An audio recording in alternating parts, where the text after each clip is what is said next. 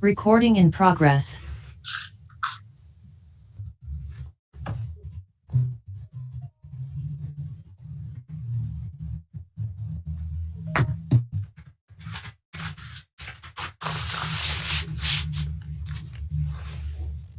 Buenos días a todos los. Good morning, everyone.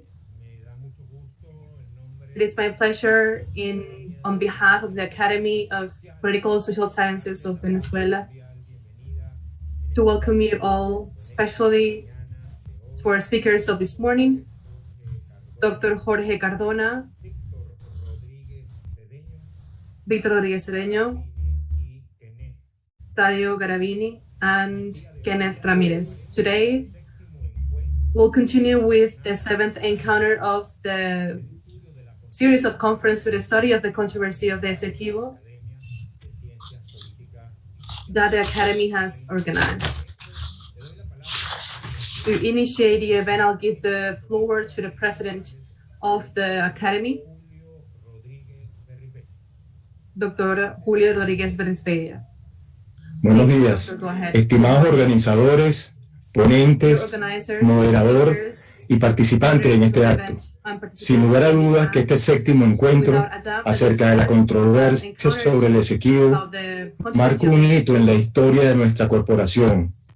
Creo que por primera vez dedicamos un periodo que cubre 2 años, 2021 y 2022, para referirnos a un tema trascendental en la consideración de nuestra unidad física como país.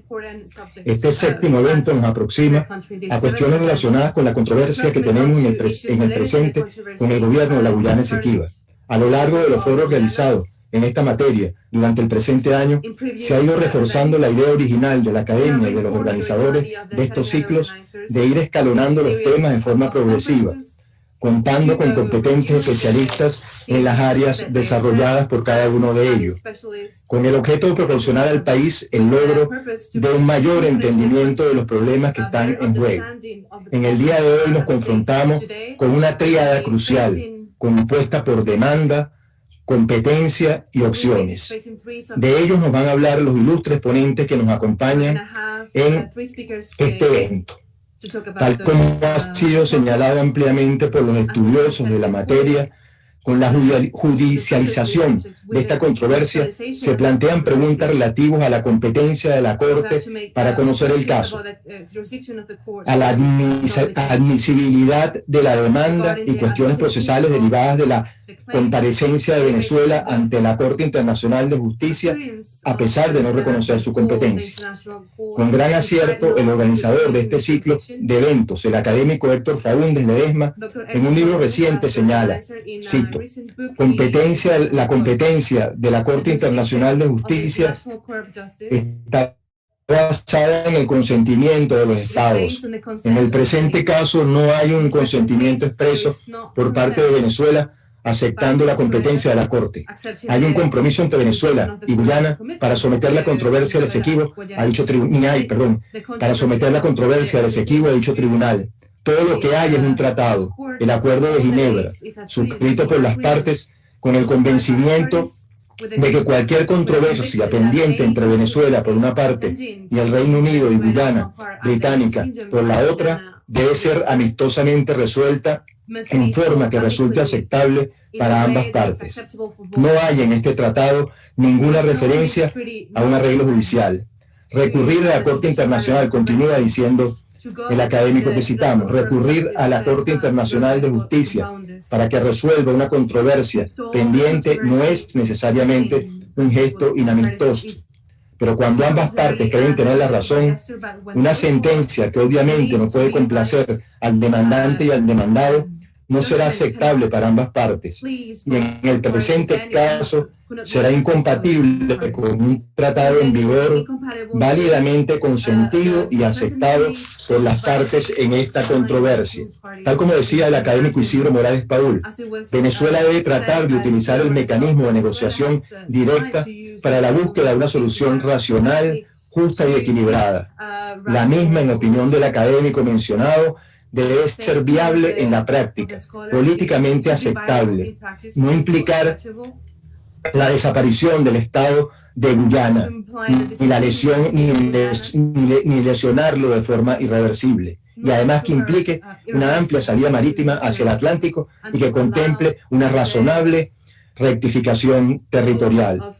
Probablemente nuestras dificultades hoy en día, por razones que no viene aquí el caso mencionar, son mayores que los argumentos que soportan nuestra legítima reclamación, los cuales son los mismos que han venido, sobre los cuales hemos venido insistiendo a lo largo del tiempo.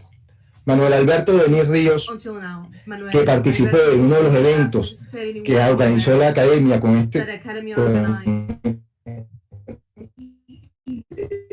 en este ciclo de conferencias que hemos tenido, considera que nos encontramos del exequivo. En tal sentido, acota: de manera reiterada, hemos alertado sobre los pasos seguidos por la República Cooperativa de Guyana para llevar la controversia de Venezuela por el territorio exequivo a la Corte Internacional de Justicia, dejando de lado el Acuerdo de Ginebra de 1966. De acuerdo con las posiciones ya mencionadas, como la de los académicos Faúndes y Denis Ríos, la existencia del Acuerdo de Ginebra parece poner límites. Debemos, en el manejo de los problemas, ahondar en ello a la pretensión de Guyana de la Guyana sobre el tema exequivo.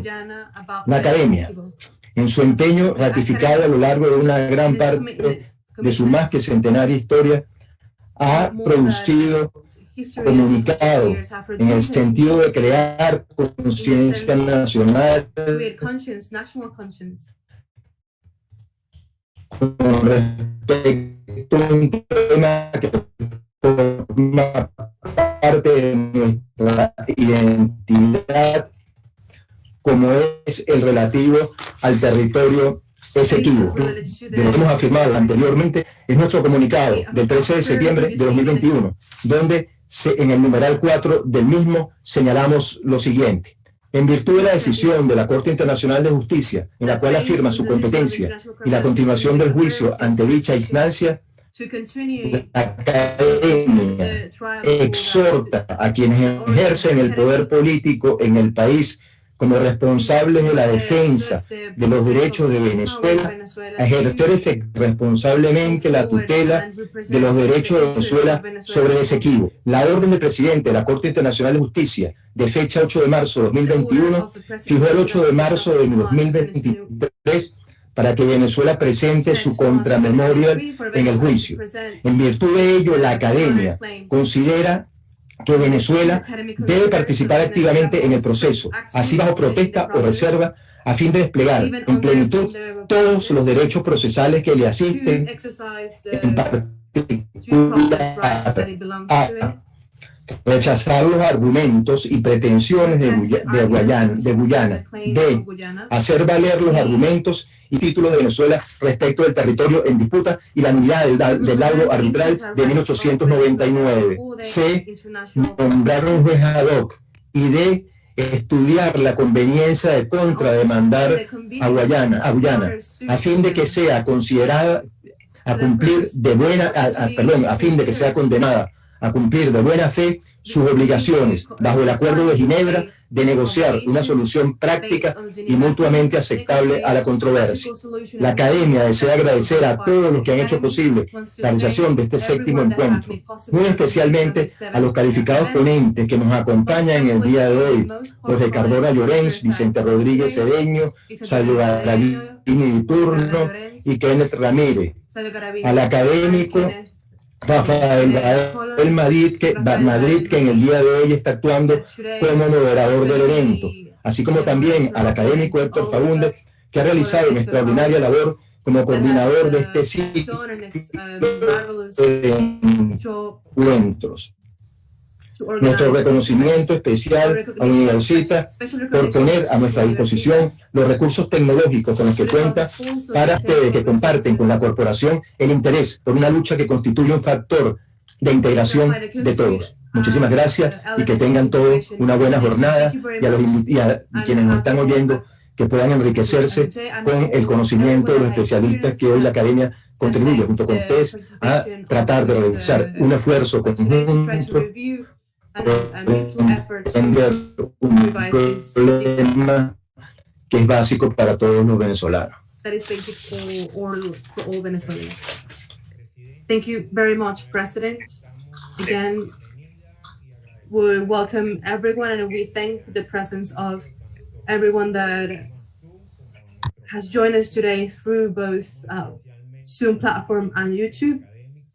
We especially salute to the scholars, Dr. Alan Bruer-Carías, Ramón Escobar, Dr. Salvador Llanusi, and of course, to the coordinator of the event, Dr. Héctor Faúndez Ledesma. It is my pleasure to present in first place, Dr. Cardona Llorens. Dr. Cardona Llorens is an amply known individual in this subject. He is lecturer of international public law in University of Valencia in Spain. He's an associate member of the Institute of International. He's a member of, has been a member of the Committee of the Child of the United Nations, member of UNICEF as well. He's a member as well of members named by the Inter-American Court of Human Rights for the reform of the system of inter-American human rights. He has received awards in his PhDs, is lecturer of international public law in many universities.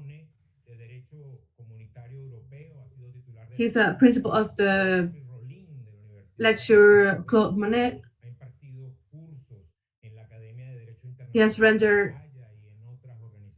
many courses in the University of The Hague, member of the executive member of the Society of the European, member of the Scientific Society, currently the director of that prestigious magazine. He has directed many prestigious research projects and author of publications with more than 200 publications in international law. Thank you very much in advance, Dr. Jorge Cardona Llorens, and you have the floor.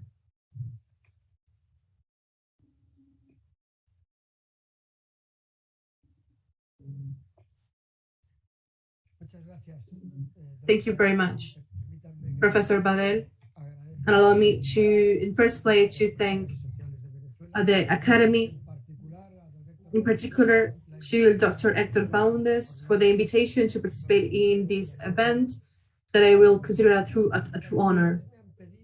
The organizers have asked me to review the jurisdiction of the International Court of Justice, the principle of jurisdictional court justice and enforcement of the court judgments. All of these, of course, in the context of the dispute over the Essequibo.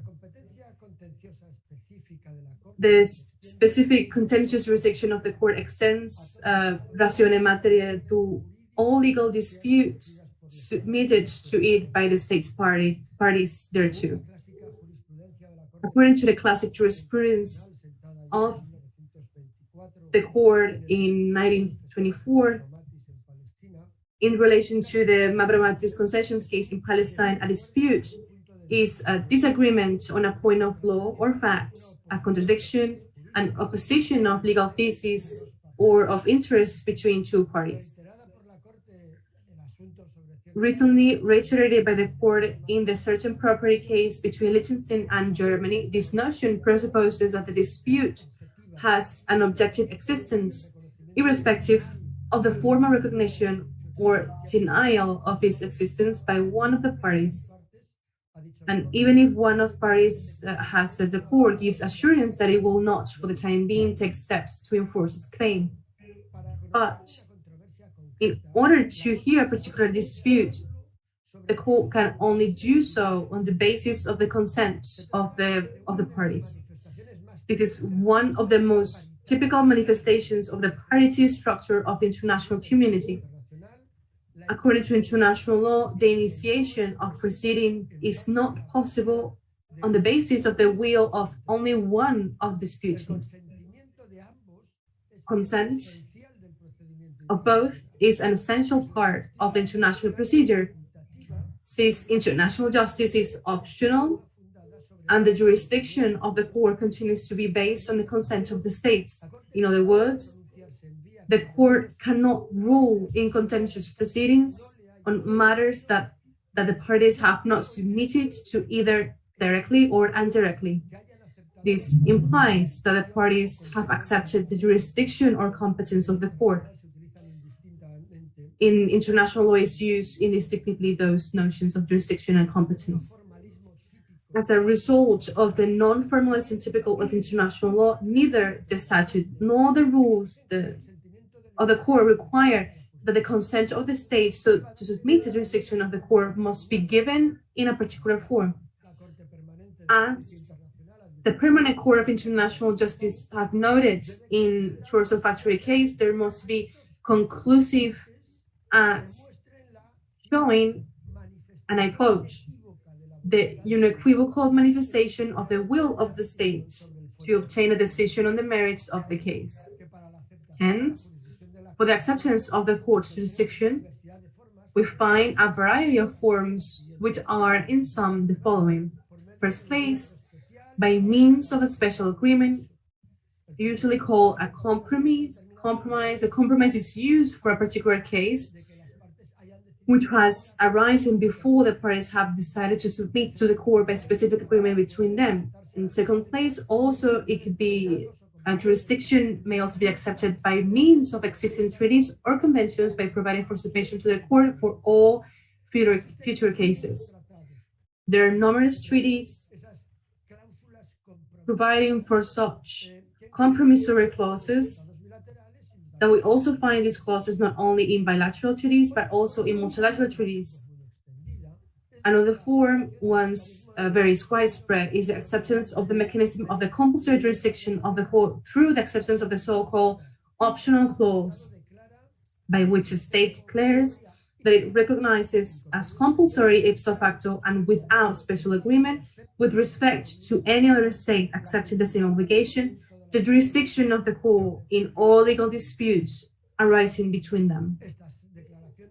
These declarations by states adhering to the optional clause may be made unconditionally on the conditions of reciprocity on the part of several certain states or for a certain period of time. And finally, there is a principle denominated the forum prorogatum applied to international jurisdiction.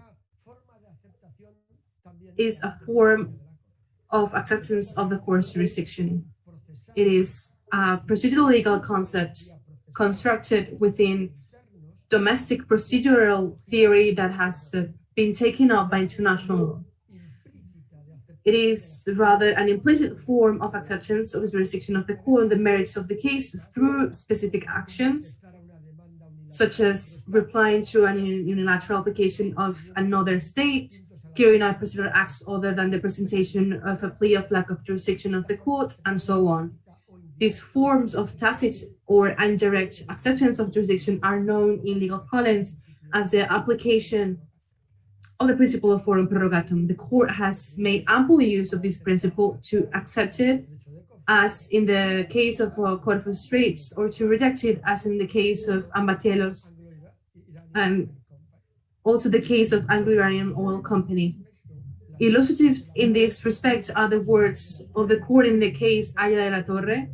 In its judgment of June 13, 1951, the court declared that it had jurisdiction on the court in the present case.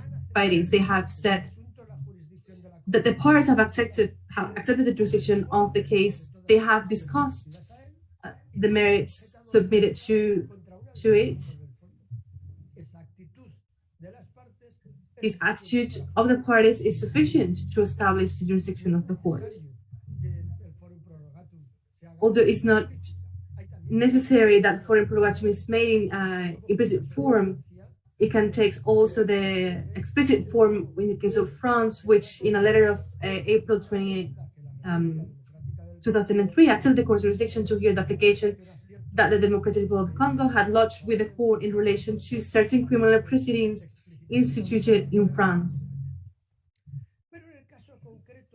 But in the specific case of dispute over the Essequibo between Guyana and Venezuela, there is neither a commitment, nor an arbitration clause containing a treaty, nor an optional clause, nor a forum prorogatum, since Venezuela has always denied the jurisdiction of the court and did not even appear before the court when the application was filed. However, the court declared itself competent in its judgment of December 2020, alleging a new way of conferring jurisdiction. This is the delegation to a third party to decide to confer jurisdiction on the court. Guyana's argument was that Venezuela had empowered Secretary General to decide on the means of settlement it considered appropriate, including submission to the International Court of Justice, and that the granting of such power implied consent to submit to whatever the Secretary General decided. It is formally against the law. We have to say that it is not. The non-formalist character of international law allows, as I said before, consent to be formulated in any form without any formal requirements, both direct and indirect. What Venezuela has been contesting from the outset, then, it is not that consent may or may not be given in this way, but that Venezuela did, in fact, grant this power to the Secretary General in the Geneva Agreement of 1966. For this reason, Venezuela denied jurisdiction of the court and did not appear before it when Guyana filed the application with this argument. And this leads us to ask ourselves what happens when a state denies the court's jurisdiction and, in the other hand, the court affirms it. The answer is clear. The court has the power to decide on its own jurisdiction. Its statute in Article 36.6 puts in no uncertain terms, and I quote, in the event of a dispute as to whether or not the court has jurisdiction, the court shall decide. The court is owner of its own jurisdiction in both its contentious and advisory activities. It is a right that was first announced in international order in the Betsy and Sally case, and which has not been discussed by arbitrators since the 19th century. As Paul Ritter pointed out, in the absence of this right, the jurisdiction of the court will be purely possessive. It is finally a right which is today undisputed and in which, as the court itself has made clear, does not more than take for the court a rule which the common international law has enshrined in the field of international arbitration. Indeed, this right is already set forth in the Anglo-American Treaty of November 19th of 1794 and was expressly included in the Hague Convention for the Pacific Settlement of International Disputes of 1907, Article 73. And the question that we ask ourselves is, if the court has declared itself competent, what legal alternatives are left for Venezuela then? The first thing we must do is to make a pause and see what has the court says. It has declared itself competent to hear the claim filed by the Cooperative Republic of Guyana on March 2019, 2018, insofar as it concerns the validity of the arbitral award of October the 3rd, 1899, and the related question of the definitive settlement of the dispute concerning the land boundary between Guyana and Venezuela. Faced with this, the alternatives are to appear to defend itself, alleging, in addition to the fact that the arbitration award is null and void, that in any case, the Geneva Agreement was a new agreement that formally repeals the arbitration award, establishing the commitment to reach an equitable and mutually acceptable solution, or, second alternative, not to appear, maintaining a clear political position of non-recognition of the court's jurisdiction. Regardless of the fact that my colleague Víctor Rodríguez Cedeño will specifically develop later the consequences of a party's failure to appear or to defend its case, is sufficient for now to point out that this situation is regulated in Article 53 of the statute. According to the statute, the failure to appear shall have no effect on the continuation of the proceedings and does not alter the status of the defaulting state as a party, nor does it release it from the obligation to comply with the judgment and res judicata. Failure to appear is a rather political position rather than legal. It implies denying legitimacy to the court to hear the case. It is an option that has been followed by several states, such as the United States or France in some cases. In all of them, the court has examined the case by planning the arguments that, in its opinion, the non-appearing states will have presented if it had done so. The question that arises in conclusion is, and what if the court issues a judgment, what value would it have for Venezuela, whether or not it has appeared, and how it will be enforced? The court's decisions are final and unappealable. There being no higher court to which to appeal, so that the judgment has authority of res judicata, that is, a presumption of law that is linked to a jurisdictional act, and by virtue of which the facts established and the rights recognized by this act cannot be disputed again. The only possibility is to file requests for interpretation or for revision. The purpose of interpretation is, and I quote, to clarify the meaning and scope of what has been decided with binding force by the judgment. For the interpretation to take place, according to the statute of the court, it is required a disagreement on the meaning or scope of the judgment, which implies that there is a disagreement on the meaning and scope of the judgment, that the petition is really aimed at an interpretation of judgment, and that it only seeks to clarify the meaning and scope of what has been decided with binding force, and not to obtain the solution of points that have not been decided. Requests for interpretation are limited in scope, since they do not go against the principle of res judicata, nor do they seek to obtain a new judgment. In the contrary, the revision, it does affect the principle of res judicata, and as the Article 61 of the states, may be requested when the application is based on the discovery of a fact of such a nature as to be a decisive factor, which, when the judgment was rendered, was unknown to the court and to the party seeking revision, provided that such ignorance was not due to negligence. For the opening and review proceedings, it is required 5 elements. The first one, that the fact is unknown to the court and the party alleging it. Second, which by its nature justifies revision. Third, that there was not negligence on the part of the party alleging the fact. Fourth, that it is requested within 6 months of the discovery of the new fact. And fifth, not more than 10 years have been elapsed since the date of the judgment. In the other case, the claim will be rejected as a court.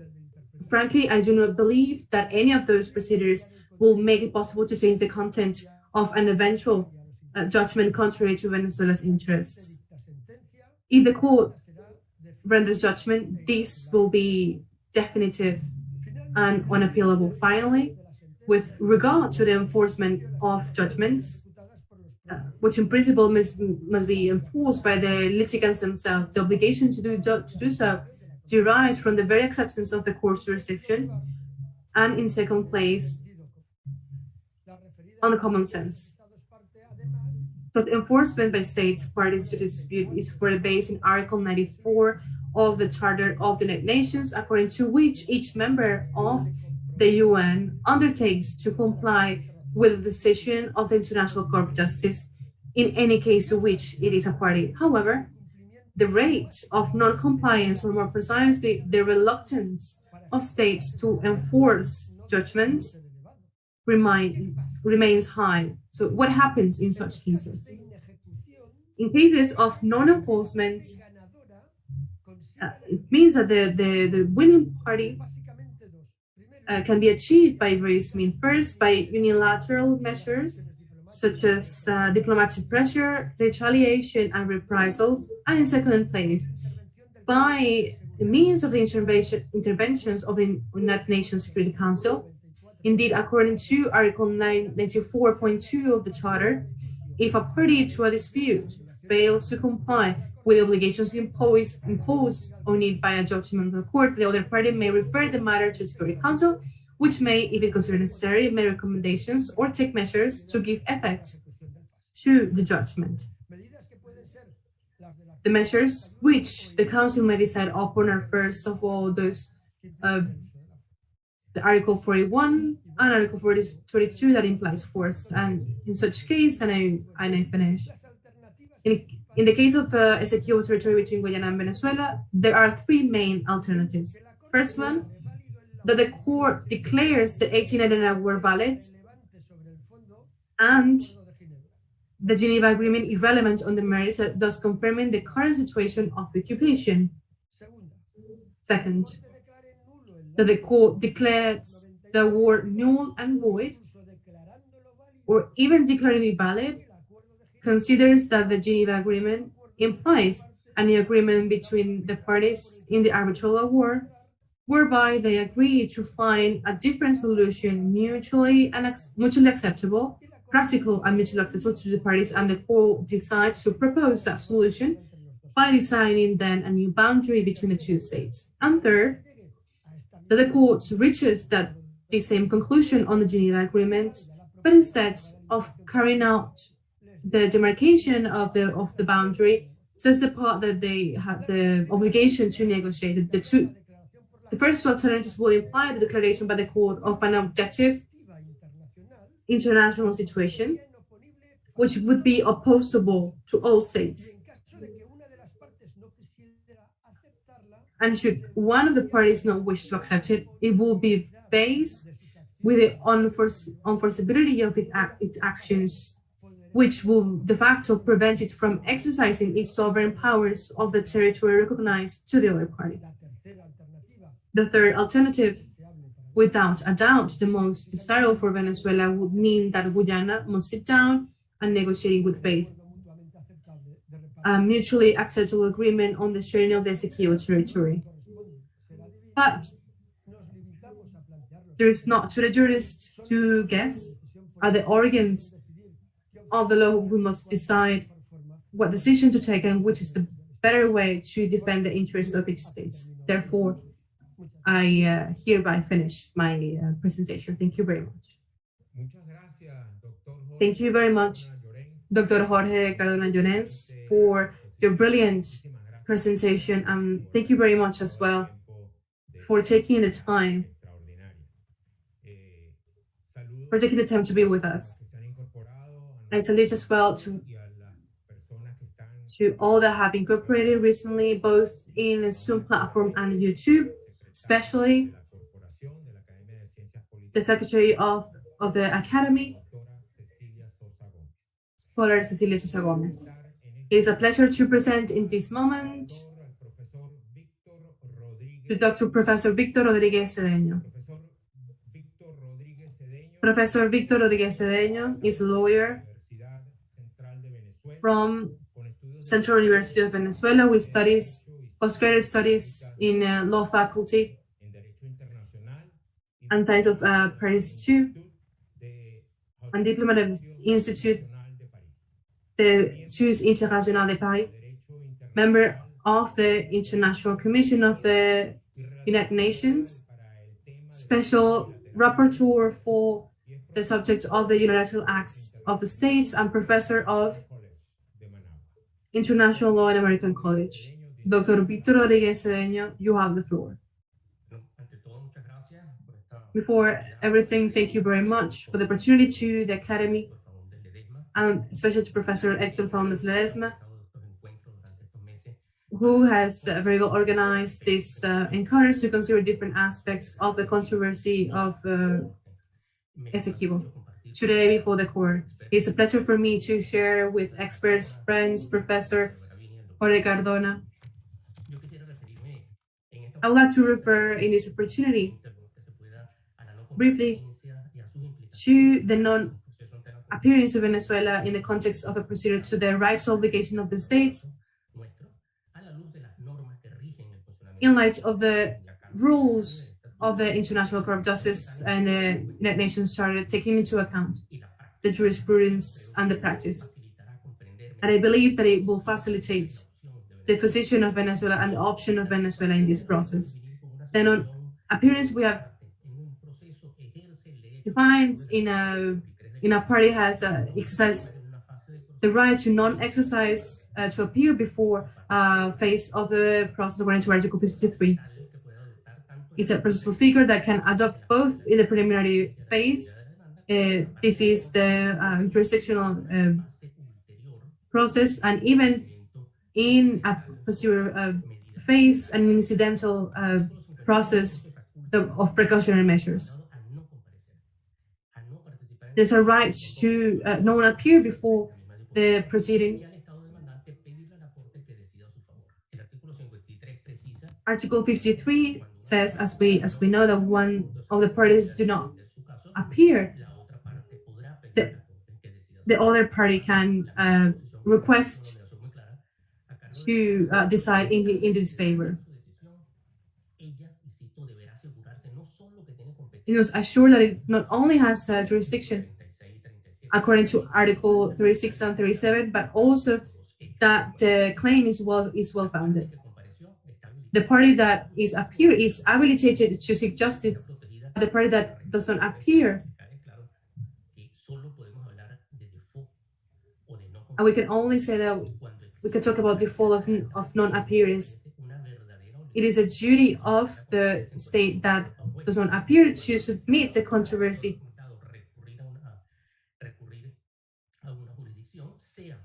to go to jurisdiction.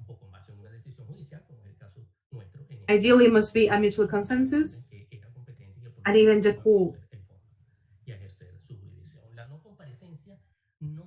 The non-appearance does not mean to assume a rebel position before the court and not obstruct the justice. They must cooperate with the court to comply its function to its, which is to solve the controversies between states. If that faculty of non-appear is established in the statute is not well seen by the court, which in various of this decision has regretted that that hasn't acted to defend its interests.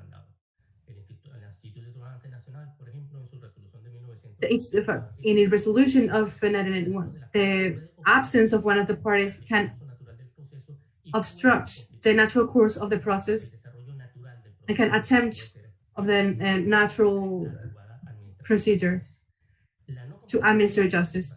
The non-appearance and non-participation of the process has a very important impact in the process itself and in the decision. It is less grave that a state rejects to participate, as for or that also is abstains to present documents in the written section, or even in the with the oral arguments. It is less grave than not to appear in the preliminary phase or in the merits of the case.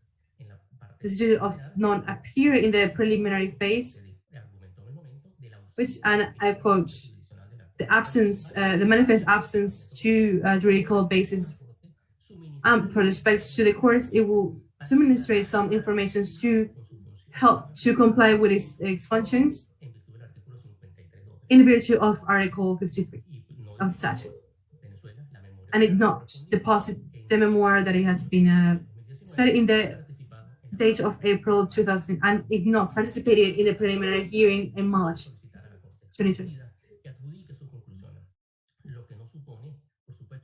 But it not suppose the automatic acceptance and non-conditional acceptance of the applicant, because the statute requires that it goes to convince of both the facts and the legal arguments that sustains the claim. It is essential, as is said in Article 53, the position of the other party that is not appearing by the means it considers necessary and pertinent. It cannot and it should not adjudicate the decision if the conclusions of the adjudicated by from the perspective of the other party, it will be the risk in all present scenarios that the decision would not be accepted and enforced.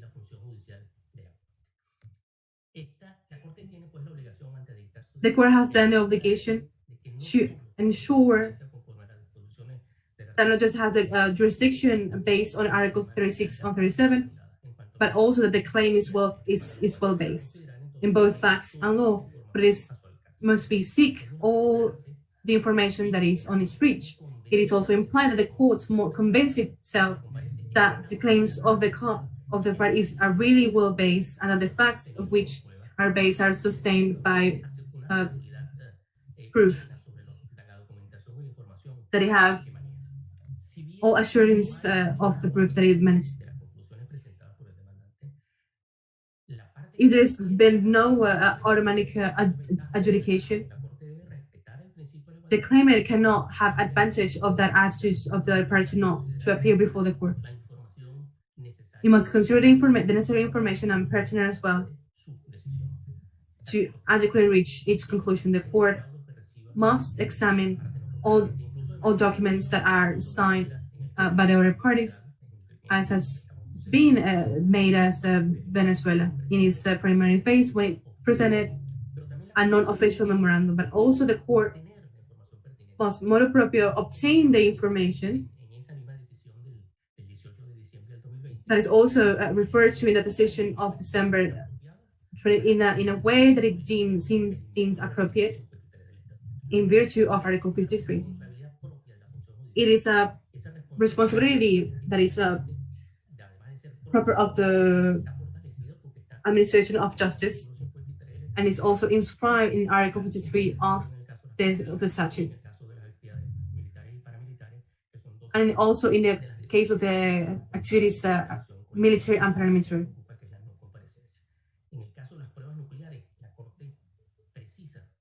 In the case of this, prove the reach of the scope of the information. All documentation are proof pertinent in this decision in relation to the continental platform, and in the diplomatic personnel. The court made an observation in this same sense. In this last matter, the court considered information of diverse sources, including declarations of authorities of both parties, press releases, radio, TV, that the court considered that it were founded and well-founded in the sense of Article 53 of the statute.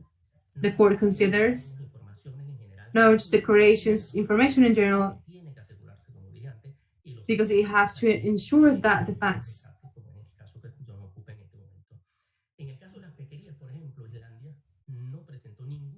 In the case of fisheries, the cases did not present either information, but the court that it considered that the attitude that the Dutch government, in which respected to the question of the competence, it was guided by the decision of the Ministry of Foreign Affairs.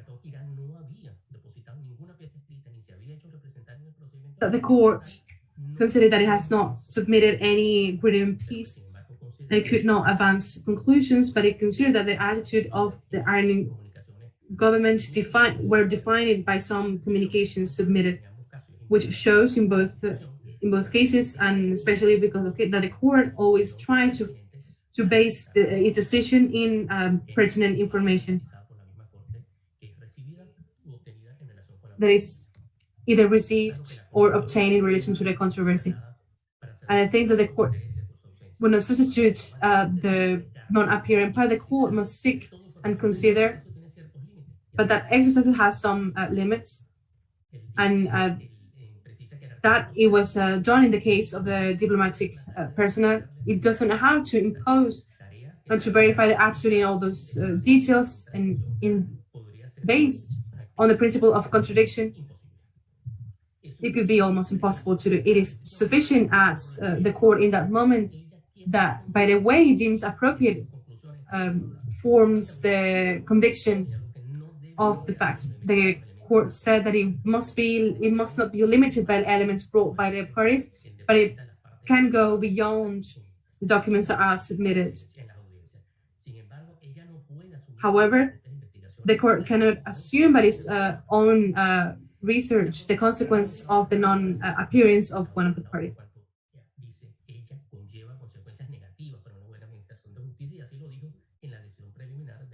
and that it was said in the preliminary decision, ratifying what it has expressed before. In the case of the military and paramilitary activities of the nuclear group, in support of its own cause, and to present the claims of each of two parts.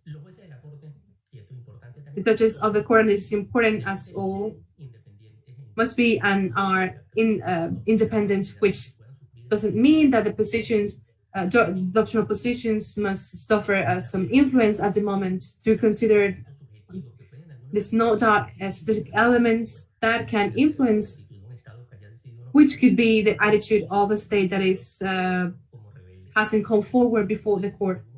That element can, at some point, exercise some influence in a way that the judges are going to deliberate. The non-participation of one of the parts in the process is not an strange attitude before the court. We have the cases in the cases of the Permanent Court of Justice, and after 1945, that have faced cases of non-appearance of states before the court, sometimes in one of the phases.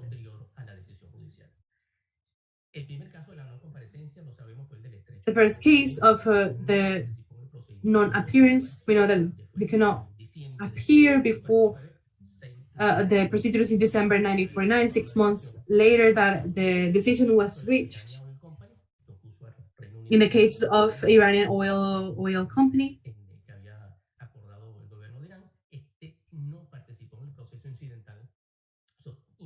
it did not participate in the incidental process that the court decided to adopt.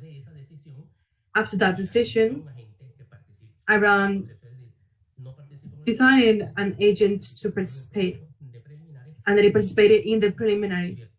And the court, by the way, in that case, favored the respondent in principle, that it was not, that it didn't appear before the court. Also, in the case Noctimon, in the case of the diplomatic personnel, in that case, Iceland favored the applicants. In the case of the diplomatic personnel, it was favored the applicant and not the non-appearing part. In the case of Turkey, decided not to appear, and in the preliminary phase, decided not to appear in the preliminary phase, and the court decided against the applicant because they had non-competence. In our case, it was different. The United States participated in the first phase, and the court declared its competence. But in the claim that introduced Nicaragua, it did not in the second phase, even in the execution. In the most recent case, is the delimitation of the Indic Ocean, in which Kenya, was respondent of the decision of October 12th, appeared, but it decided not to appear in the preliminary hearing because the court has specific delimited information both in the memorandum, which in this case we're not before the non-appearance but the partial appearance. As we have seen, the practice is diverse, and it's not a rule that the court decides in favor of the applicant. Now, the non-appearance, and these have to do what it has also presented by Jorge Cardona, the non-appearance does not affect the condition of party in the process, at least after the court has decided on its competence, which has to do, and was already referred by Professor Cardona, and the obligation of the state's parties to respect and enforce the decision of the court. As we have said, the decision of the court are binding,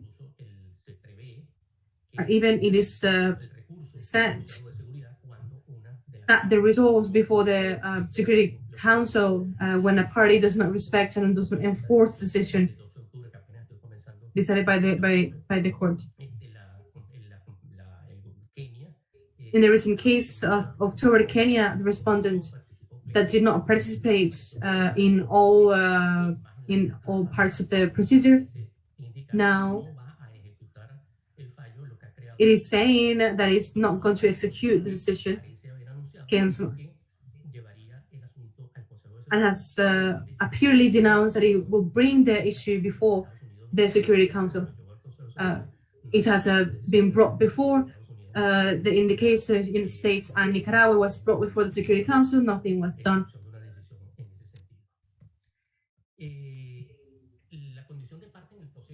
The condition of part in the procedure is very clear. It's very important that Venezuela rejected the jurisdiction, and notwithstanding, the court considers it party in all cases and all communications. In 8 of March in 2021, it refers to Venezuela to the party in the controversy in the considering sections of that communication,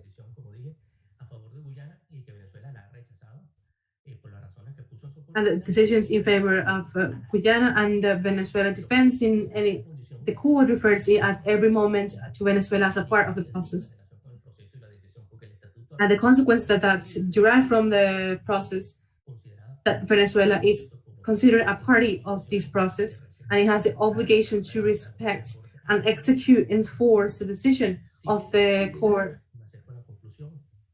And I'm reaching the conclusion, even though the participation of Venezuela in the communications, when Venezuela sent information to the court, could be considered as a strategy of Venezuela towards the first phase of the merits of the case. Certainly, the non-appearance, in my opinion, will be absolutely inconvenient.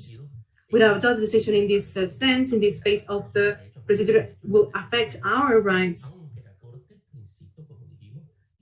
Even though the court and in certain districts can obtain information of diverse sources on any nature out of process, that it, and in an informal way, can collect even this material that we are producing.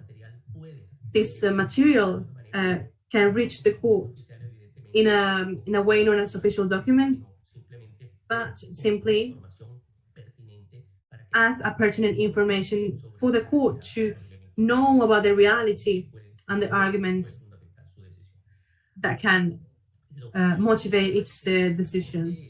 The court, it will be for Venezuela, I will believe it's difficult to not appear in first place. Venezuela,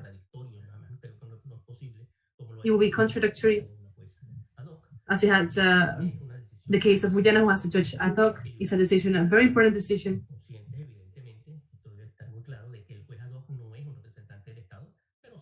We have to be conscious that the judge ad hoc is not a representative, but a person that can assist and with enough weight in the procedure to be able to present the elements or to explain the elements that are favorable to the thesis of Venezuela.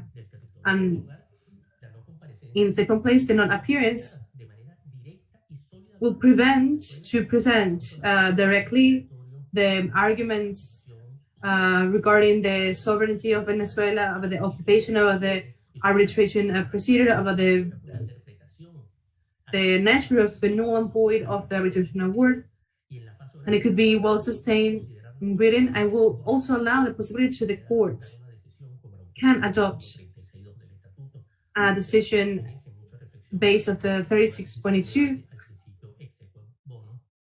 to take a decision based on the principle exequia et bono.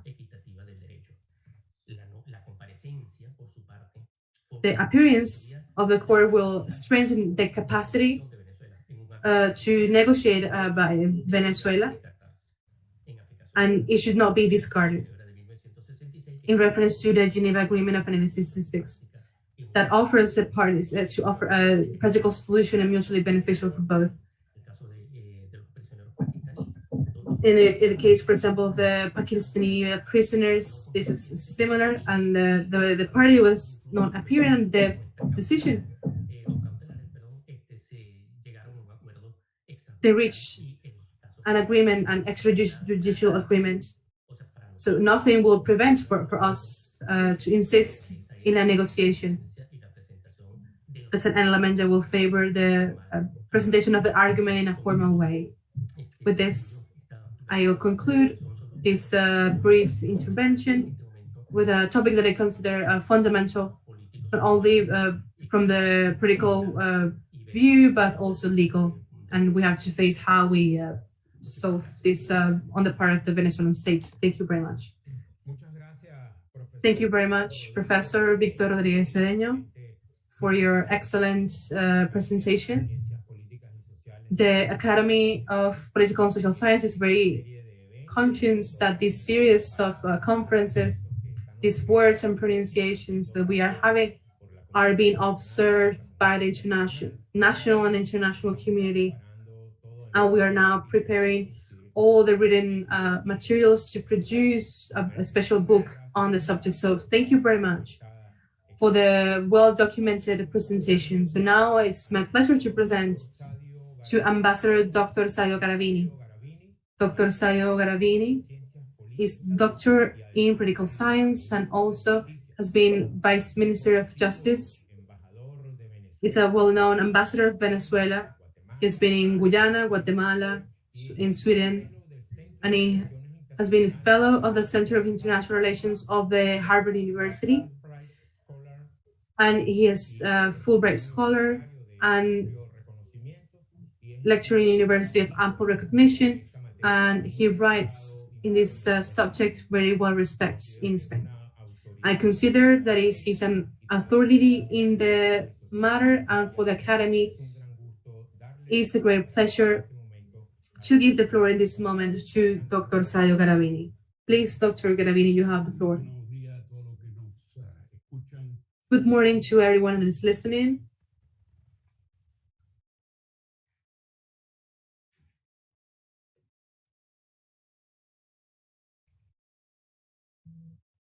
We're now having problems with the audio, waiting for the speaker to connect the microphone.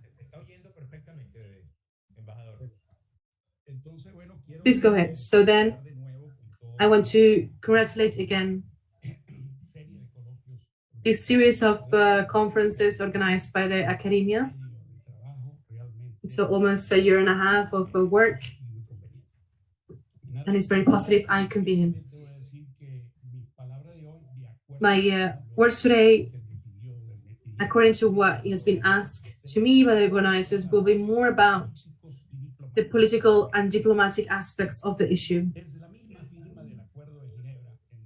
It is the very signing of the Geneva Agreement in 1966, and according to the thesis of the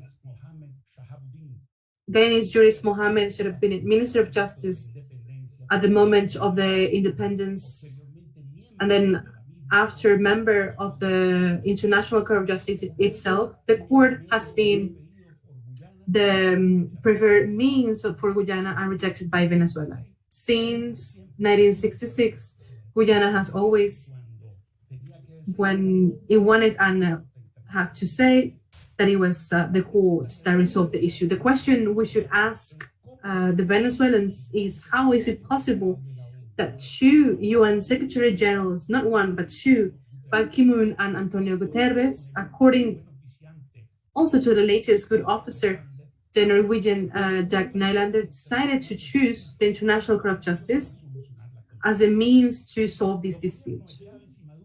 The Chavez and Maduro governments have led to the worst possible scenario for Venezuela. In the government of President Chavez, with Maduro in the being foreign minister for 6 years, the influence of Fidel Castro, who always clearly and publicly supported Guyana, and the desire to control the votes of the Caribbean countries in the West and the UN, led to a marked abandonment of the claim. The Geneva Agreement, until a solution to the dispute is reached, leaves Guyana the occupation and dominion of the territory under claim, with all the consequences and advantages that this entails. However, through Article 5 of the agreement, all Venezuelan governments had opposed Guyana's unilateral granting of concessions and contracts to transnational corporations in the disputed area. Obviously, the maintenance of the status quo is, for Guyana, a preferable alternative to negotiated agreements, which would necessarily imply some kind of territorial concession to Venezuela. Therefore, the possibility of discouraging foreign investment projects in the Essequibo was one of the few tools that Venezuela had to undermine the advantages that the possession of the territory grants to Guyana. But in March 2004, President Chavez, on a visit to Georgetown, when declared that he had no objection to transnational investment in the Essequibo if this favored the development of the region, put it almost an end of almost 40 years of Venezuelan diplomacy and made a fundamental unilateral concession in exchange for nothing. Since then, Guyana has one more powerful reason not to negotiate. The status quo became even more favorable for the Guyanese interests. And to make matters worse, in February 2007, President Chavez claimed that the reactivation of the Venezuelan claim to the Essequibo territory in 1962 by the government of Rómulo Betancourt was the result of pressure from the United States, supposedly interested in destabilizing the autonomous but not yet independent government of the leftist Prime Minister of the then British Guyana, Cherik Jakan. This is an absolute historical falsehood. It's not even believable by part of the Guyanese people, because in that time,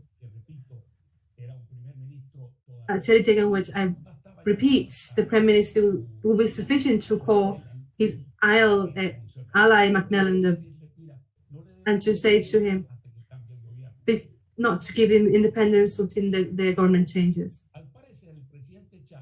It is appeared that President Chavez apparently repeated a similar statement by the Guyanese ambassador in Caracas, Oden Ismail, to a Guyanese newspaper. The same ambassador, in an interview granted to El Nacional, 4th of February in 2017, basing himself on that presidential statement and on the supposed brotherhood between the two socialist and anti-imperialist governments, affirmed that President Chavez should take, and I quote, take a step forward to withdraw the Venezuelan claim. The status quo was acceptable to Guyana until the beginning of the oil era in that country. In particular, after the detention by the Venezuelan Navy of the Army of Venezuela of the Sismic exploration vessel, the Cardona, in October 2013. Indeed, the Ramotar government stated at the end of 2014 that the good offices process, through a representative of the Secretary General, had not yielded any results in 25 years and proposed to the Secretary General to opt for the International Court of Justice. Since early 2015, Guyana has been working hard to convince the Secretary General that the best option to end the dispute was the International Court of Justice, and also at once began to prepare to face the complex process involved in defending the position before the ICJ, for which he hired the Canadian Iranian international legal expert, Dr. Payan Aknam, and the highly respected former Foreign Minister of Guyana, former Secretary General of the Commonwealth, Sirdar Ramphal, also taking advantage of the presence of the UN Secretary General of two senior Guyanese officials, Barry Moss, Subsecretary General for Humanitarian Affairs, and Catherine Porter, Assistant Secretary General for the General Assembly. Meanwhile, Venezuela did not even appoint a full-time negotiator on time. The official in charge, Ambassador Roy Chatterton, had at the same time other positions to hold simultaneously. As for advice, only more recently, and therefore belatedly, has the Spanish jurist Antonio Ramiro Brotons has been hired, who has assisted Bolivia in its lawsuit against Chile at the International Court of Justice. The Maduro government, during the 2 years, 2015 and 2016, stubbornly and negligently insisted on continuing the good offices process instead of proposing another of the means of solution provided for in Article 33 of the UN Charter, such as mediation, for example. It's important to note that although Guyana has always officially maintained the position that the object of the dispute is to establish the validity of the Venezuelan contention that the 1899 award is null and void, it has on different occasions unofficially agreed to explore hypotheses of a practical solution to the dispute. During the same validity of the protocol of Spain, which did not mean any freezing of dispute, as has been erroneously affirmed, the most relevant approaches in this respect took place in 1977 in negotiations between Isidro Morales Paul and Foreign Minister Fred Wills. The Burnham government agrees, and that agrees. The Guyanese government and Burnham government agreed to discuss the hypothesis of ceding to Venezuela territory between 15,000 and 5,000 square kilometers with a coastline adjacent to the states of Delta and Macuro, with relevant projections then in marine and submarine areas in exchange for economic advantages, such as the support of Venezuela for the Alto Mazaruni hydroelectric project, the electrical interconnection, the financing of the oil bill, and the purchase of rice at prices higher than those prevalent in international markets. Many of its advantages, by the way, during the last decades, we have been giving them anyway, and in exchange for nothing. Also, in the 80s, during the Lucinchi government, there were serious talks about possible practical solutions. In particular, we must remember that the Ecuadorian diplomat, Diego Cordobés, who was commissioned by the UN Secretary General, Javier Pérez de Cuellar, presented in those years an imaginative formula that included, in the first instance, a conciliation tribunal, and in case of failure to reach an agreement, the final solution will go to an arbitration ex aequo bono. The parties prefer to choose the good offices method. And this is basically an assisted negotiation.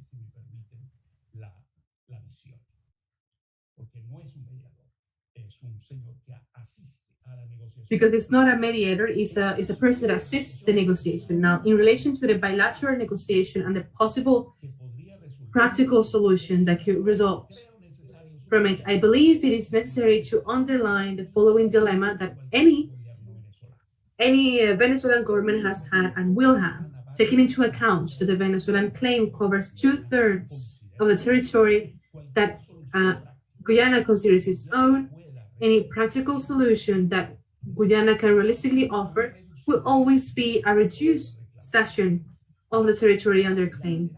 Accepting it bilaterally will always imply for any Venezuelan government a very high internal political cost. This has been one of the most relevant reasons why from 1989 to 2014,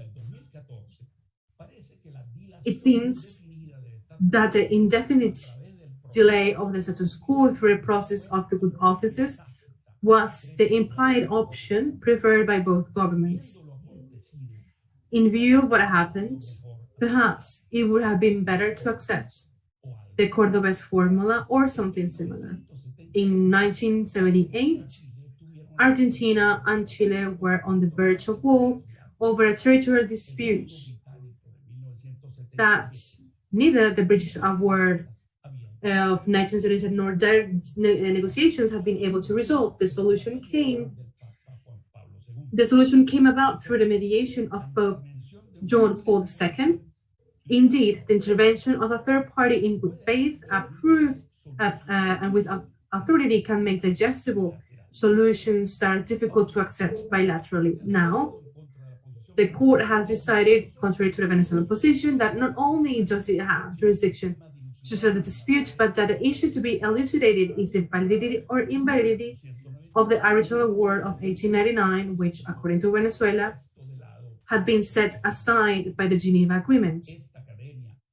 His academy, and what we have heard here, the most of the jurists specialized in the subject affirm that as members of the UN, respectful of the Charter and the international law, we must, even under protest, prepare ourselves with the support of the best national and international experts to defend at the court our position that the 1899 award is null and void. But the reaction of the regime has been to accuse the judges of the International Court of Justice, one of the most respectful international institutions, of having succumbed to the US pressure and being in the pay of hire by Exxon. And I'm afraid that the possible sympathies toward Venezuela's position among the magistrates must not have increased that much. There are those who believe it is possible that Guyana will again agree to resume bilateral negotiations. In my opinion, I do not see any possibility of substantive bilateral negotiations until the International Court of Justice have made its decision. Moreover, the economic and political correlation of forces between the two countries has clearly shifted in Guyana's favor in recent years.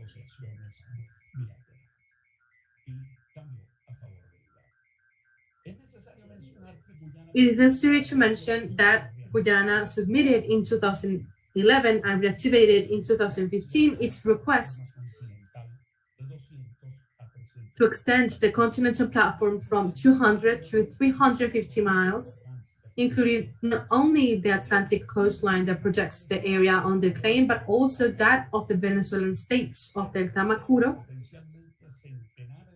potentially cutting off hundreds of thousands of square kilometers of marine and submarine areas rich in hydrocarbons and fisheries, depriving Venezuela of its free access to the Atlantic. The oil concessions granted to Guyana are not only on the secure exclusive economic zone, but also the exclusive economic zone protected by the state of Delta Macuro in relation. Now, the most of these concessions, the enormous Stabro concession, curiously, the Maduro government always forgets to mention that Exxon's partner with 25% of the shares is China National Offshore Oil Corporation. This is the Chinese state-owned company, a relevant partner of PDVSA.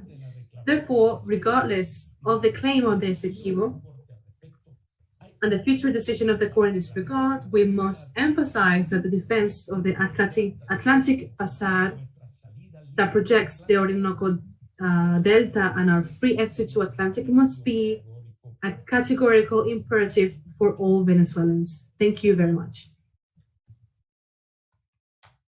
Muchas gracias, embajador Sadio Garavini, por sus consideraciones Thank you very much, Ambassador Sadio Garavini, for its considerations. A very interesting consideration. We thank very much your participation in this event.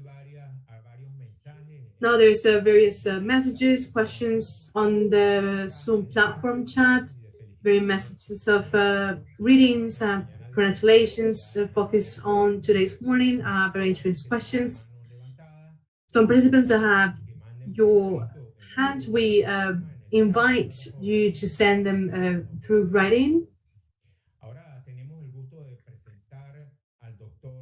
Now we have the pleasure to present Dr. Kenneth Ramírez, who is Doctor in Political Science, especially in International Relations, mentioned summa cum laude in the Universidad Complutense of Madrid. He has an MBA of Direction of Energetic Enterprises of the University of Nebrija in Madrid. He's a licensed in International Student summa cum laude by the Central University of Venezuela. He has been a member of the Venezuelan delegation of the International Forum of Energy in OPEP, also an advisor of the permanent foreign policies of the defense of Essequibo and the Atlantic Facade of the General Assembly. Currently is a professor of the School of International Relations of the Universidad Central Venezuela, of the Energy and Environment of IESA, and is founding president of the think tank of Venezuelan International Relations relative to the electoral war of October the 3rd of 1899. It relates to the facts, jurisdiction, and admissibility, sent with the approval to the International Court of Justice, 9th of December. Dr. Kenneth Ramírez, you have the floor. First place, I will have to thank you to the board of directors of the Academy of Political and Social Sciences for the invitation that they have to participate today, and especially a member of this distinguished academy, Dr. Héctor Faúndez, who has organized this series of conferences and personally has invited me to this edition. My greetings to my colleagues and all that is present. My dissertation is going to be centered in the judicialization of the controversy, in which I will touch upon political aspects as well as legal aspects of the matter. What it has to be mentioned first is that the controversy, it is in a new stage and entered in itself since death of the good officer Norman Gearman in 2014. And since then, and given the suspect, the certain suspect that it has, the existence that the Guyana had on oil of marine and submarine areas, since a report published by the States in 2010 that says that this area is an extension of which Guyana take the decision to try to judicialize to try to set aside the Geneva Agreement and resolve this issue as soon as possible. Also reading the situation in which it was Venezuela of a spread of the internal crisis, especially since the year 2016. Guyana began to activate its activity before the UN Secretary General, that the good offices activity has been exhausted, and it was necessary to move on to judicial tool. In this sense, Guyana not only take advantage of the Venezuelan crisis, but also diplomatic mistakes that other speakers have talked about, and obtained in 16 December of 2016, and obtained a declaration by Ban Ki-moon where it says that it will give to the good offices with reinforced means of mediation 1 more year. And if not, the decision will be given to the International Court of Justice. There's a diplomatic victory of Guyana with a letter that is sent to the Venezuelan government that this has been even consulted and agreed by the following Secretary General Antonio Guterres, and it will pass to designate Dag Nylander as a sort of a good officer for mediate. Was also produces 3 meetings in the second semester of 2017. Guyana simply waits as an expectant to the time goes by, and the 30 of January, then Antonio Guterres decide that the following step to follow is to go to the International Court of Justice. But very interesting, the last part of this declaration says that it considered that the parties can beneficiate of the good offices as a complementary means, which is an understanding from a point of view that the parties could not access unilaterally, unilaterally without having agreed a special agreement for it, which offers the good offices tool as a complementary process. Since then, in 19th of June, in which initiates the incidental process about the competence of the court, Guyana follows, insists in an attitude of hostility towards Venezuela, ignoring all the policy of cooperation that they have had with Venezuela, and not only goes forward in their oil activities, but only in the 22nd of December it sends vessels to occupy the continental platform, and it says that it's Venezuela. Obviously, Venezuela reacts in this occupation in sovereign waters, because evidently part of this strategy is not only to judicialize that claim that year that introduced before the International Court of Justice. Also, Guyana requests the International Court of Justice that not only declares that the arbitration award of 1899 is valid against the spirit of the Geneva Agreement, but furthermore that confirm the effective possession of the territory. Even it talks about a supposedly agreement in existent act. It also pretends that the court practically to admit that Venezuela could not be there, and also to start creating rights and trying to push the court to get into the maritime controversy, which is a separate one to the territorial one. Venezuela accomplished the times. Venezuela did not deposit and submit the contra memoriam, but rather sent an unofficial memorandum. A memorandum we are going to give detail to, a memorandum that has a lot of weaknesses. Seeing these weaknesses puts me in charge of just to amend it and to send it to the International Court of Justice to try to help from the civil society for the court to know all the arguments regarding the controversy based on the case of military and parliamentary activities between the United States and Nicaragua.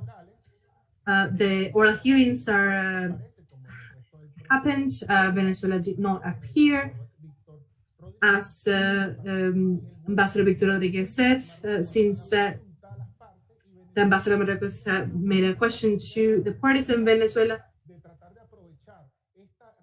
Even if you have had the question, which is key, that the Judge Benuna sends, Venezuela sends a letter which commends to reiterate what he has in the memorandum.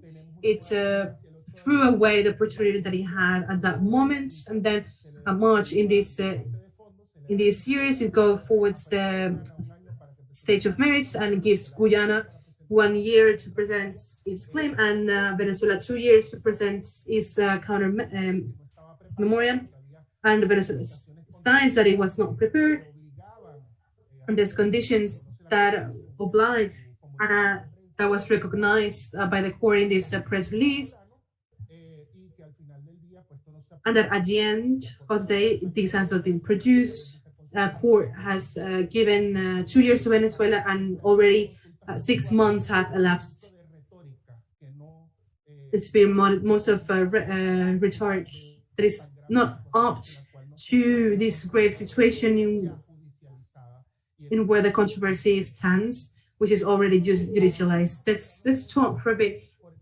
Let's just draw for the general memorandum that Venezuela sends, very brief, 50 pages, which is an incredible mistake of form, because if you have international assistance, how is it possible that the paragraphs 136 and 136 are identical? Grosso modo, exposes some arguments, central arguments about the lack of jurisdiction of Venezuela towards the International Court of Justice to know the controversy and the nature of the conflict, but also with other very important weaknesses. It has an annex, which is a mere chronology, and Venezuela did not send any documentation for support. If we compare with the memorandum of Venezuela, is 3 times larger. It has 3 volumes of documents and proof. So this communication of Venezuela is very insufficient. It does not say anything about the inadmissibility of that claim presented by Guyana, and overall, most of all, the non-presence of the absence, better said, of the part of the United Kingdom that is member of the Geneva Agreement. And I think it's very grave, and the court hears the doctrine of the monetary gold that says that if there is not a part that have essential interest, it cannot declare itself to declare jurisdiction, and does not appear anywhere in the memoir of Venezuela. There's many things that could have been amended by consulting the international experts, or an advice that is even more solid. But at the end of the day, while Guyana has not only professors of international law that know the theoretical part, have also lawyers that are experts in trial justice, which is are the youth internationalists that are the notable ones before going to trial before the court. There's a lack of mentioning of the reclamation since 1944. In the initial part where the court talks a bit more about the background, it says that the controversy between Venezuela and Guyana comes in the 19th century. First is more ancient, but it's not only between Venezuela and Guyana. It's Venezuela, in any case, before the British Empire, there's a lack of context, incredible lack of context. In the Memorandum of Venezuela, the inexistent agreement of 1905, before, because in the strategy of Guyana, not only that Guyana is saying to the court that the arbitral award is valid, but Venezuela complies with it, which is not true. There's an act of the demarcation that in the memorandum there is an advantage that it has done. There's communications existed where Venezuela, where already the British Empire already started to mark the border unilaterally, and of course occupied the Isla de Patos. Also, the coastline, what was the situation of Venezuela? Was a situation of what a profound weakness, situation of internal instability. It is not spoken either that the openness of the case is not in the 1960s. It is in 1944 in an operation of Ambassador Para Perez, in which Venezuela makes part of the Atlantic Charter, and in which is said that the territories cannot be taken by force, But in any case, it has to be to the sovereignty has to be exercised legitimately and excluded the ambassador Hermes Escalante to make the reclamation and invite the president Isaias Medina to go to the United States. It is fundamental. If Guyana is going to start talking, that is also is something that reiterates in this claim that Venezuela waited to be independent to present the reclamation before the UN, and that's not true in the position of Venezuela. Also, linking the agreement of Geneva to the process of colonization, we have speeches as given as Foreign Minister Iribarren Borges, and this speech has a section, the speech that is given before the United Nations in 1965, in which it writes that before the Guyana had a right to autodetermination in the context of the decolonization of Venezuela in the interior of the territory, and that is given before the paragraph 6 of the resolution 1514, which is fundamental. It's fundamental because the court in February and looked at Venezuela, presented them more in February of 2019. It sent a consultative opinion about the separation of the island of Chagos that it asked the General Assembly as a request by the interest party and Maurice, which says that it was separated this archipelago contrary to its consent by the party of the United Kingdom. And what the court says in that opportunity, it says it highlights the importance of the resolution 1514 of the international in the context of decolonization. These things that lawyers should know, experts in the trial, could have been cited in that memorandum. It has not developed the arguments of not recognition of jurisdiction of the permanent court as a legal position of a state. The Foreign Ministry instructed our representation in the League of Nations to sign the statute of the Permanent Court of Justice in December of 1920, but not the jurisdiction, the compulsory jurisdiction of this court. This foreign minister, we know that Gomez takes him out, but he comes back with Eleazar López Contreras. With Eleazar López Contreras, he signs an agreement with Colombia and Brazil if it recognizes the jurisdiction of the court, it reserves specifically all the issues related to vital interests, territorial integrity, and independence. There is the initiative of the doctrine is Borges in honor to this foreign minister, which Venezuela maintained in the time because of all the traumas that Venezuela has suffered, with the adjunctive measures to resolve controversies to the end of 19th century. Venezuela, therefore, did not sign any treaties, multilateral treaties that gives to the court jurisdiction, as the Pact of Bogota, the General Acts revised, the protocol option of the Convention of the Sea of Vienna, that in fact were going to be signed in Caracas. But since it did not admit reserves, it would ended to be signed in Jamaica. So this is cannot be.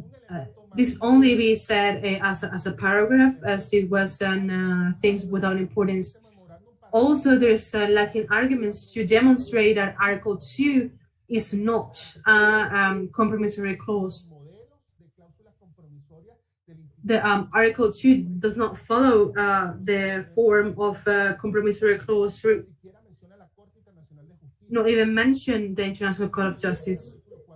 When one's read Article 2, there is a parallelism of 11.2 of the Antarctica Treaty. So why is this paralysis? Well, because the United Kingdom used, and that is true in the preparatory works, as a model to draft some of the provisions of the Geneva Agreement. And that Article 11.2 of the Resolution of Controversy in the Arctic Treaty, it is always to seek mechanisms. The mechanisms to resolve controversy are always optional. The parties in a controversy in the Arctic, if this is bring open, only can go to the court through an agreement between the parties, in special agreement. But if they cannot reach it, they will continue to seek other mechanisms to solve the controversy. This is not even put it here, which is demonstrated that the lawyers of Venezuela could have a general knowledge, but that lack of major depth of understanding and formation of the history of the controversy itself. Article 4.2 is a clause as a contraendo pact. This was said also, by the way, by the foreign minister Falcón Briceño in a conference in this same academy, the purpose of what to do regarding the protocol of Port of Spain that was going to elapse in the 80s. That is there in a book that is all that follows this in the Travel Preparatoire presented by Guyana. It is mentioned expressly in a verbal note sent by the Secretary of Foreign Relations, Stewart, in 1966, explaining what the agreement that it was reaching in Ginebra by the ambassador in Caracas, that was proposed for Sporham to go before the court, that after completely have said that it wouldn't go.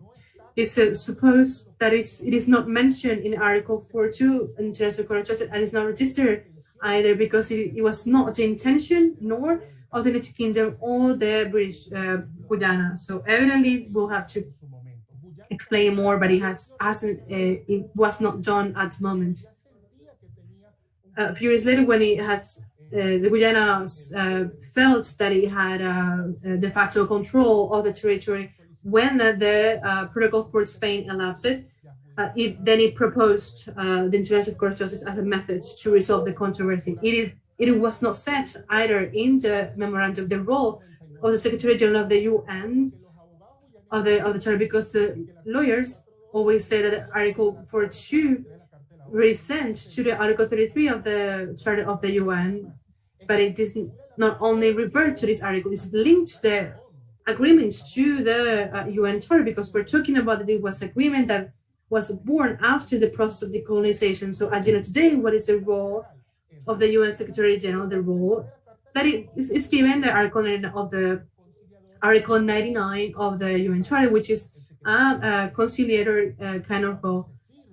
Actually, when it was signed, the Geneva Agreement, in which it was sent for its study and accepts the jobs, that it was a champion of the good offices. This was not exploited, and it was not even mentioned in the Memorandum of Venezuela, and its unbelievable weakness, taking into account that it has legal advice.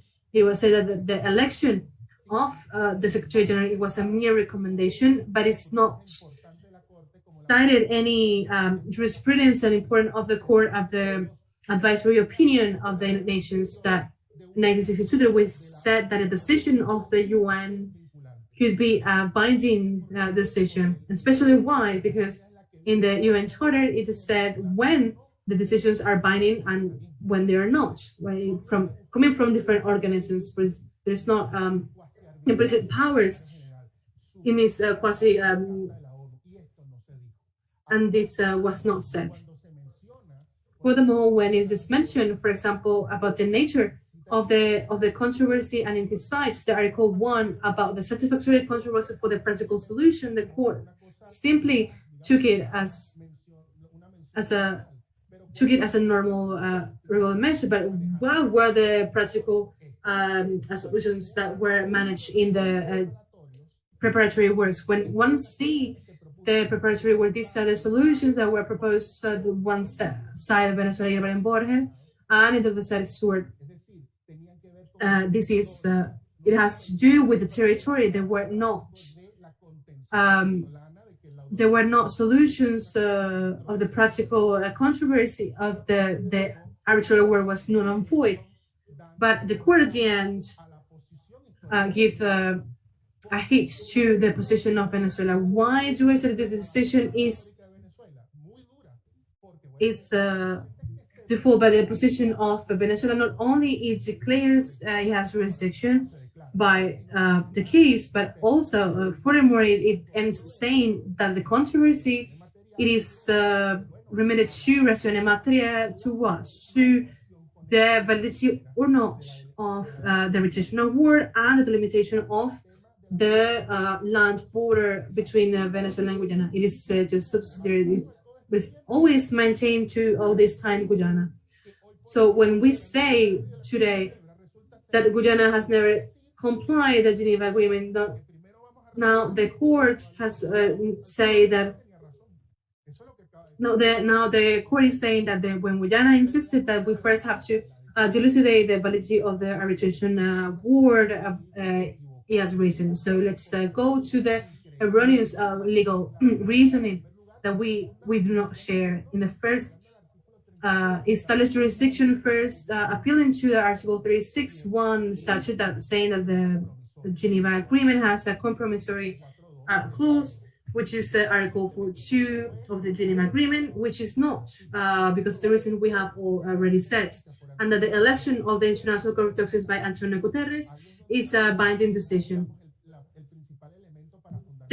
Where is the principal argument to fund jurisdiction? Also, it talks about the principle of effectiveness and doctrine of the implicit powers, which is judgments that are afterward judgments of the International Court of Justice against of it. It means that in other cases, it has taken another way that we could have been explored more related to consent that is related to sovereignty. Furthermore, look, the common sense of the terms, the court goes to the interpretation of the treaties, assuming as a rule in international, common international law, about the law of the treaties in first place says that is the common sense of the terms. It will revert the decision to the Secretary General of the UN, which is in Article 4, and in English shall refer the decision. Express that shall, most of all, express a determination of the parties, but it results. But then we have the lack of lawyers that are expert in trial. When you compare two texts that were authorized, that the English do not have more force that is strengthened to the Spanish. When you compare the text that shall, it's a model that has to do with future tense, not with a strong conviction. Then Guyana says in this memorandum that shall has to do with a profound conviction of consequence, and in consequence that signification is given competence to the Secretary General that he has certainly had to decide. Now that you can find in the paragraph 72 to 74 of the judgment, and then that the purpose of the theory was to resolve the controversy, and therefore the court must declare itself as competent. Also, it says that if the parts would have wanted to exclude the judicial arrangement, would have said it expressly, but if one of the parties would have not said how it's going to mention it, this is going to be against basic principle of international law, which is ex consensus bene vinculum. Is there's not consensus, how it's going to be a linked an obligation is an unbelievable reasoning. Also, the Secretary was not obliged to follow an order of the means that are enumerated in the.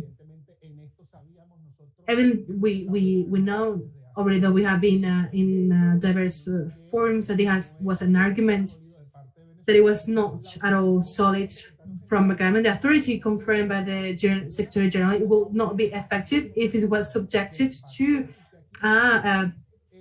consent given afterwards. So the court left the direct consent to the court by an existing indirect consent practically. This is absolutely unbelievable that basically is going to affect the credibility of the court in a long-term basis. It also selects of the complementary interpretation means it uses a passage of the speech of the foreign minister Iribarren Borges during the approval of the Geneva Agreement that is only role conferred to the Secretary is indicate the parties to the means that they have made, which was being clear, can be understood, I think, and is also silent in this Venezuelan memorandum. At the end of the day, the court says it is sufficient to decide that, well, the Venezuela has given the faculty to the Secretary General to decide without major elements, but later it utilizes the motive presentation of the protocol for Spain in paragraph 75. And why?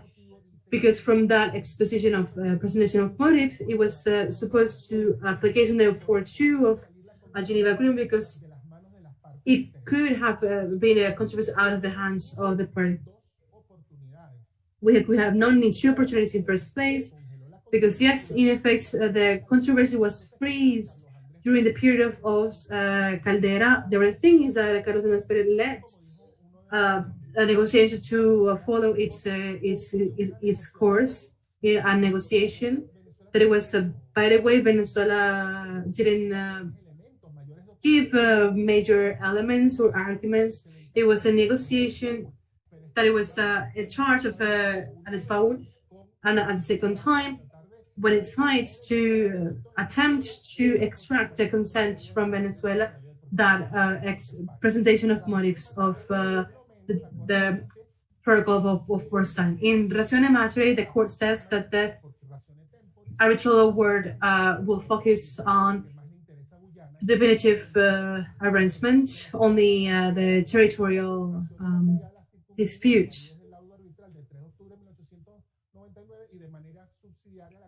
And then subsidiary to the relation, but surprisingly, in the paragraph 86 of the judgment, after it is reviewing more than interpreting, it's revising, it's an unbelievable. The Geneva Agreement, at the end of the day, says the court that the paragraph, this one, the last one of the Article 2, Article 4.2, when it says that controversy will be resolved or until all measures are exhausted, or in the case that it could have the Secretary General decide to go to the court, but not because of his mere decision. But there are many cases in which a binding decision could not resolve the controversy, but also it was sufficient to say that there is a delimitation of the territorial border with the arbitration award, and in consequence, it will be the controversy will remain unsolved. To make it understand, at the end of the day, the court brings here an unbelievable contradiction that, by the way, makes that one of the judges, Patrick, will start a declaration to highlight that he did not share this decision. Venezuela simply conformed with this argument, with the dissident opinions, specifically the absence of the consent, such an unequivocal and indisputable by Venezuela is not be given, that the consent results, it cannot be obtained by the third party, which is an assistant, and it loses the effect utile from the last part of Article 4 of the Geneva Agreement.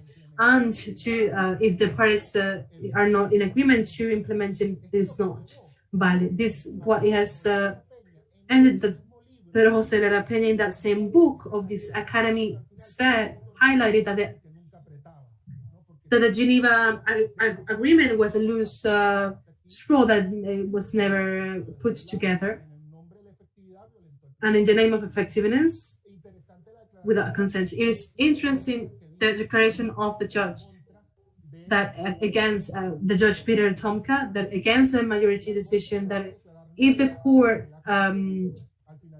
were to declare null the arbitration award, it would need more presentations to set the border.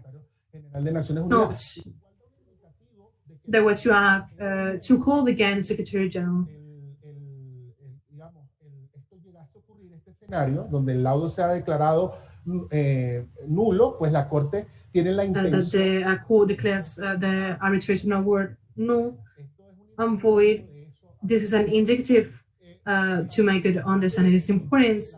Also to say that the non-appearance, as the court emphasizes, that does not imply the non-participation of Venezuela under any circumstances affects the validity of the arbitration award. We have to take into account with other options that have Venezuela towards the future, even though it's not going to appear. The decision of the court, it is notwithstanding a binding. So evaluating our options towards the future, it is important also to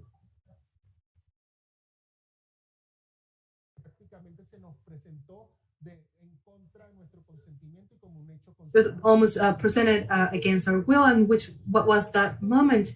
November of 1896, when it was presented to Venezuela, the preliminary agreement that it was pronounced between Olney and Pouncefort, that it was negotiated closed doors to Venezuela was this position. The ambassador of Venezuela in the United States, Jose Andrade, in the hands of the President Ignacio Andrade, says that, well, at the end of the day, the situation of vulnerability forced to accept what it was negotiated,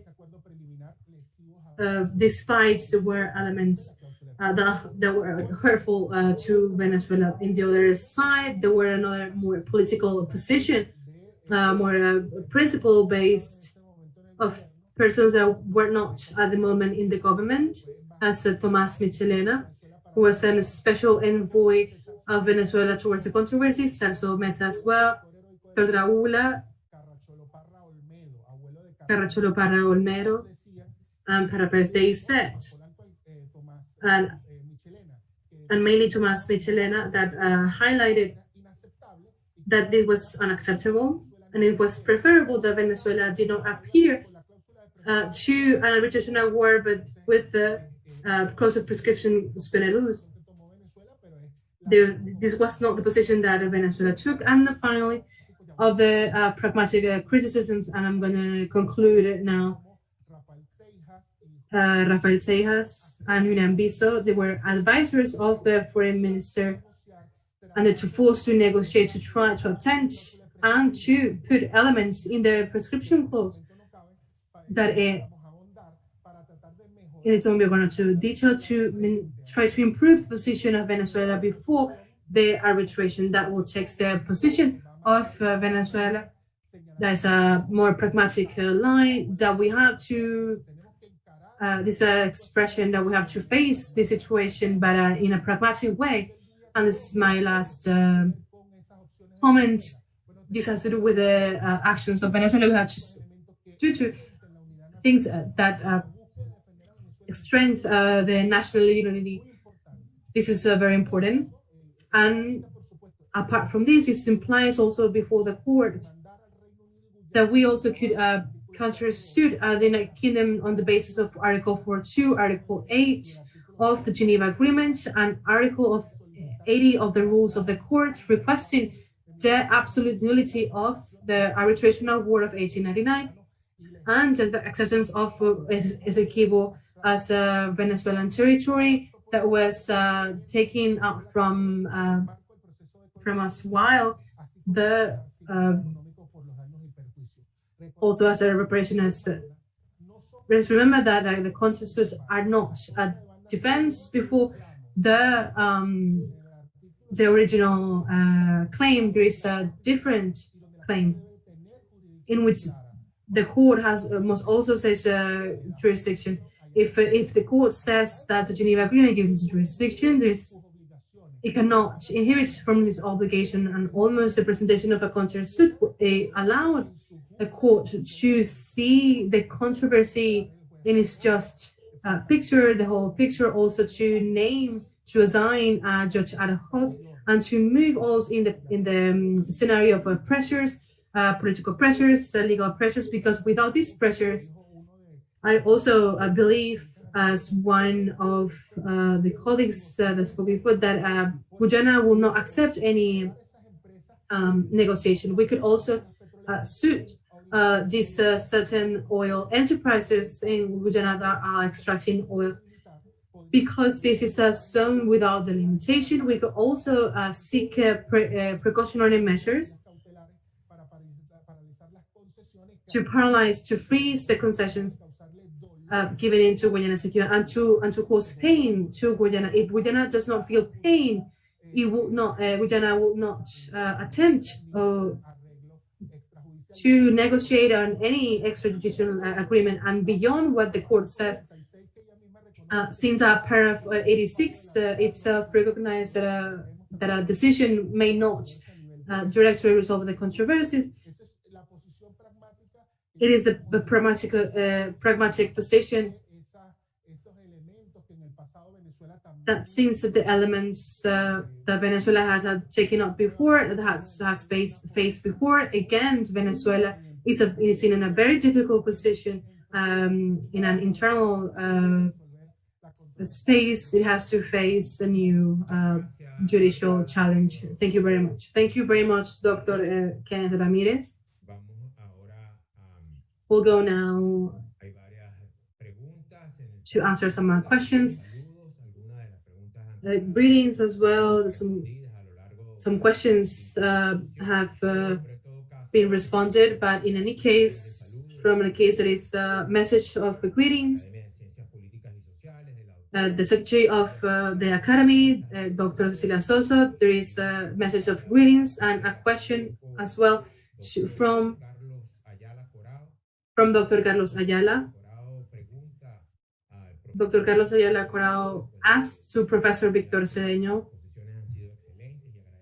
after saying that all presentations have been excellent, he asks if Venezuela appears, to hear the opinion of Víctor, if Venezuela appears before the court, could it countersuit Guyana for it be forced to negotiate in good faith under the Geneva Agreement? That's a question, a concrete question that is being made to Víctor Rodríguez Cedeño. Sí, muchas gracias. Sí, muy interesante. Thank you very much. Very interesting, the question of Dr. Ayala.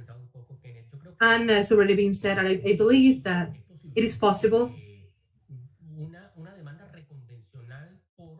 that a countersuit because of the non-compliance of the obligations of the Geneva Agreement. That I believe, but of course there is procedural strategies that are very complex that we must study and to evaluate with responsibly is very complex, but it's not impossible. I believe that if we appear before the court, that strengthens the position of Venezuela, and I also believe that a countersuit according to the statutes and the rules of procedures, as Ramírez explained, it is possible. I don't know whether the idea of Dr. Ramírez is in the same line, but it respects to the non-compliance of the obligations derived by the Geneva Agreement of 1966, which is to seek a practical solution mutually satisfactory to both parties. Thank you very much. Well, thank you. I don't know if Dr. Sadio Garavini has a message to say goodbye. Well, as I said as you said, I said goodbye. It's been very interesting the morning of today. Very interesting presentations. Thank you very much. Also from YouTube, there's also comments from Antonio Canova. He congratulates the Academy for this series of conferences, and we send a special recognition to Héctor Faúndez Ledesma, who is the coordinator of this event. We are very thankful for this series of conferences. Also, Professor Gutierrez, very happy to hear these authorities on the subject. There is also other questions referring to precautionary measures. And I'm gonna pass over to Dr. Kenneth Ramírez in relation to the Article 41 of the International Court of Justice establishes a possibility to dictate provisory measures.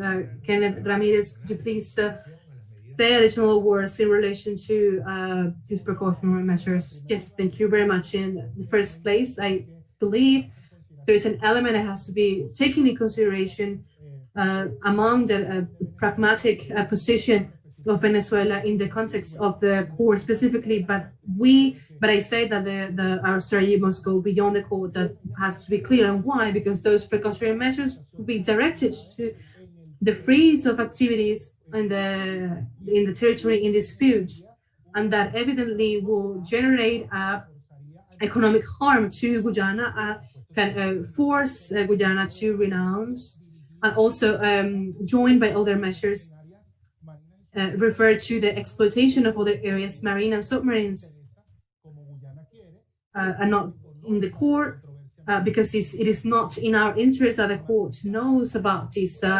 marine dispute. But now I would like to take advantage of this time at the subject of the countersuit. It is important to take into account that what is decided it is. That the court already said what is the controversy. Then now, so now we cannot submit a countersuit that goes beyond what it was declared as a controversy. It could expand the scope and the reach and how to present the claim. Thank you very much to Dr. Kenneth Ramírez. And as a moderator, I give thanks to all participants and speakers, and I give the floor now to the president of the Academy, Dr. Julio Rodríguez Berisbeitia.